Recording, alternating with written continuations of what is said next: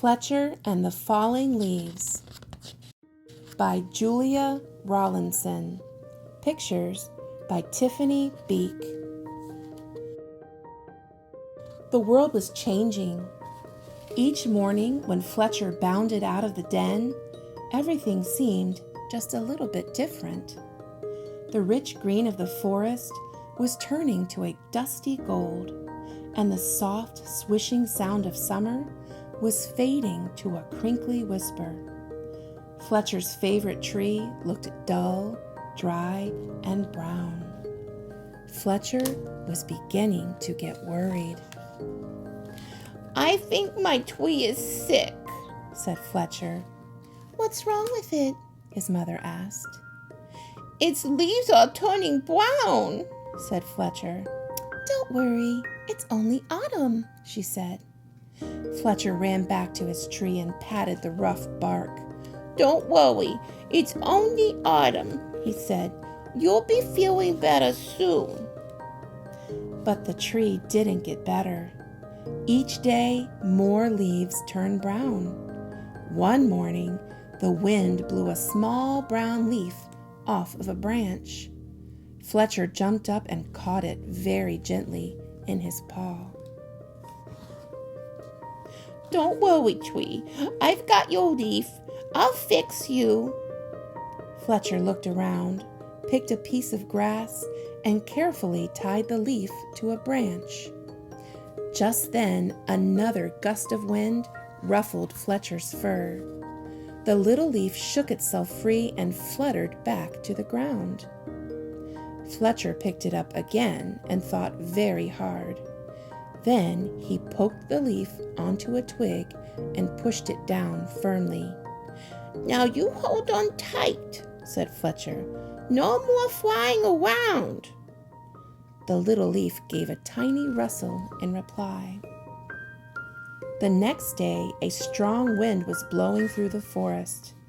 Fletcher rushed out of the den and ran all the way to his tree. Lots of branches were bare, and little lost leaves spun everywhere. "Don't worry, tree. I'll catch them for you, I promise."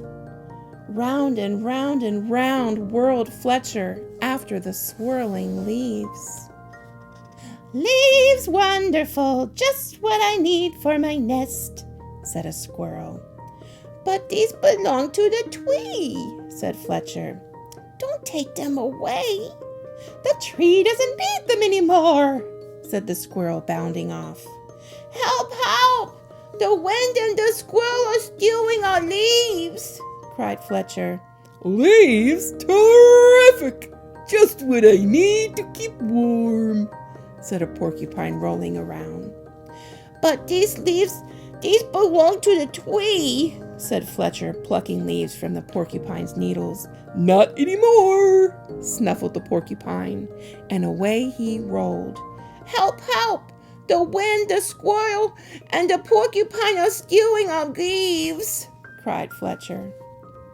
Suddenly, a flock of friendly birds swooped down from the sky. They picked up the leaves in their beaks and poked them onto the tree's branches. Soon, the tree was leafy again, and Fletcher flopped down and smiled. "Thank you, birds, thank you," he gasped as the birds fluttered away. He lay looking up through the leaves at the sky and drifted off to sleep. But the wind continued to blow and the branches still danced. The leaves shivered and shook themselves and began to wriggle free. They tossed and turned and twitched and twirled and tumbled to the ground. They brushed Fletcher's ears and nose and filled his dreams with a whispering sound. When Fletcher finally woke up, he couldn't believe his eyes. Instead of a roof of dancing leaves, all he could see were bare branches against the sky. "Oh, tree, I am so sorry," gulped Fletcher. "All your leaves are gone." But then he saw high in the branches one small leaf still holding on. I won't let the wind steal that one, said Fletcher, and he began to climb.